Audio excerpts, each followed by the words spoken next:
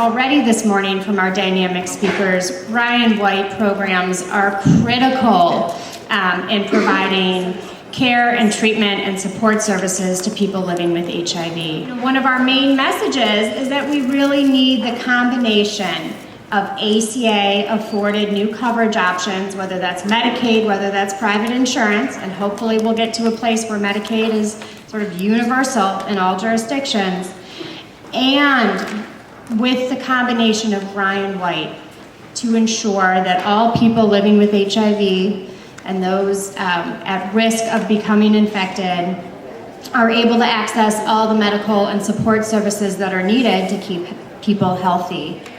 We know, and unfortunately this is still the case, that Medicaid is a very flawed program for the simple reason that in many states you have to be so disabled by AIDS to get the care that could have kept you from becoming that disabled in the first place before you're eligible for Medicaid, right?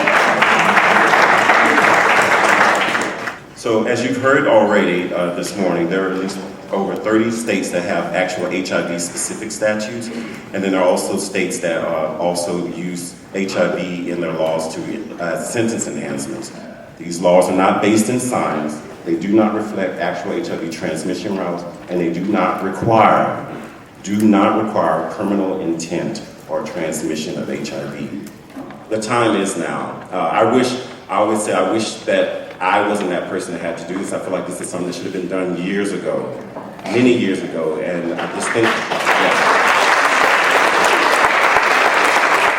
The Repeal Act, that is the repeal existing policies that encourage and allow legal HIV Discrimination Act, was introduced in the House by my friend, colleague, and HIV/AIDS caucus co-chair, Barbara Lee, and me last year. For 30 years, our federal policy related to sexuality education was abstinence only or abstinence only until marriage.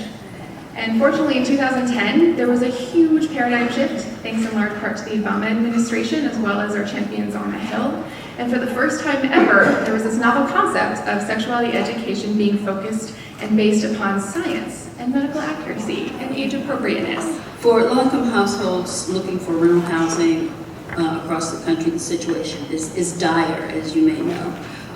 Nationwide, there's a shortage of 7 million rental homes that are available and affordable to extremely low-income people. This low-income housing crisis, this affordable housing crisis, is even more daunting for low-income people with HIV and AIDS. Because not only is the housing unavailable and unaffordable, for many it is the thing that makes possible to access and remain in care.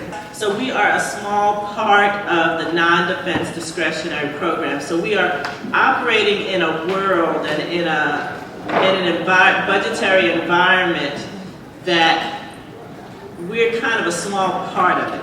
But we still need to make our requests as cohesive as we can. We know that the funds that we request will help us see the end of HIV and AIDS here in the United States, but there are constraints on what Congress can do. We can just about reach the goal of reducing new HIV transmissions by 15% by 2015 of the National HIV/AIDS Strategy if we solely concentrated on the injection drug use transmissions that we know that we have the technology to prevent.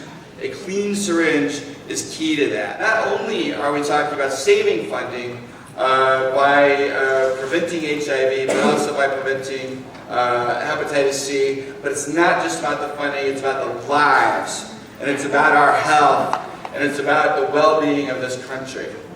We could have... We just finished the training of all our participants on the various policy briefs. We did a panel about how to tell your story, and they're off to Hill visits, and then we're going to thank some of our Congress members and community activists tonight on the Hill.